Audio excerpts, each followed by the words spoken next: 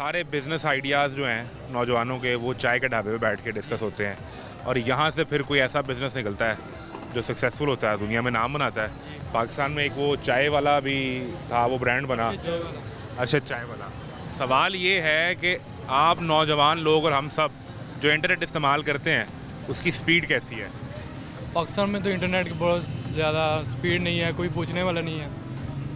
तो इस लिहाज से देखा जाए तो कोई किसी को शिकायत भी नहीं कर सकता क्योंकि उनकी सुनी नहीं जाती। और स्पीड के मसाइल हैं। जी हाँ। आप भी इत्तेफाक करते हैं कि नहीं? इत्तेफाक इस तरह से करते हैं कि कोई भी जो बेसिक क्राइटेरिया नहीं है, इसको रिपोर्टिंग की जा सकती है, कोई इसको ऊपर से सुपरवाइज़ करे कि कौन सा जो इंटरनेट प्रोवाइडर है, सर्विस प्रोवाइडर है, वो सही तरह से सर्विस प्रोवाइड कर रहा है कि नहीं। ठीक है, मसला सर्विस प्रोवाइडर का है या पाकिस्तान में वैसे इंटरनेट बंद कर दिया जाता है, वो मसाइल ज़्यादा हैं? इंटरनेट भी बंद कर दिया जाता है, लेकिन ये नो डाउट कि ये चीज़ एग्जिस्ट करती है कि जो है ना इंटरनेट पे एक पूरा बंदिश लगाई जाती है कि अवाम जो है अपनी आज़ादी राय जो का इजहार ना कर सके। ये चीज़ है, लेकिन ये है कि अगर कोई फ्री एंड फेयर अगर कर दिया जाए, लेकिन ये है कि इतना भी आज़ादी राय नहीं होनी चाहिए कि जो है ना कि इंसान जो इंफॉर्मेशन जो है ना, too much information is dangerous for everything.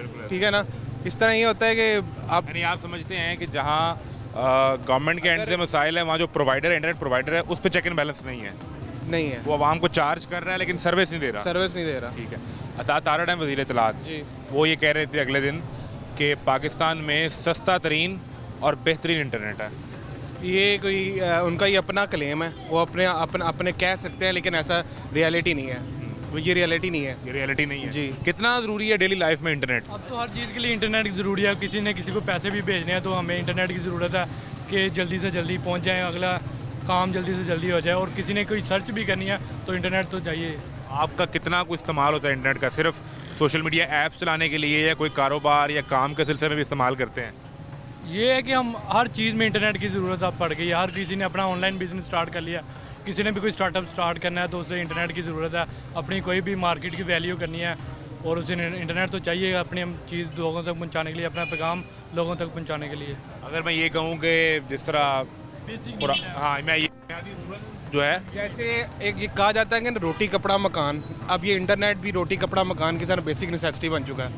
दुनिया में इंटरनेट की वजह से लोगों ने तरक्की भी कर रहे हैं, लोग बड़ा से बड़ा कारोबार भी, जैसे अमेज़ोन है, बहुत सी ऐसी मिसालें हैं जो कि इंटरनेट पे ही सारा बिजनेस कर रहे हैं और बिलियंस ऑफ रुपीज़ कमा रहे हैं, डॉलर्स कमा रहे हैं। हमारे यहाँ ये पोटेंशियल है कि हम इंटरनेट के ज़रिए वो पैसे कमा सकें। हम कर सकते हैं, लेकिन अगर अच्छी तरह सहूलतें प्रोवाइड किया जाए।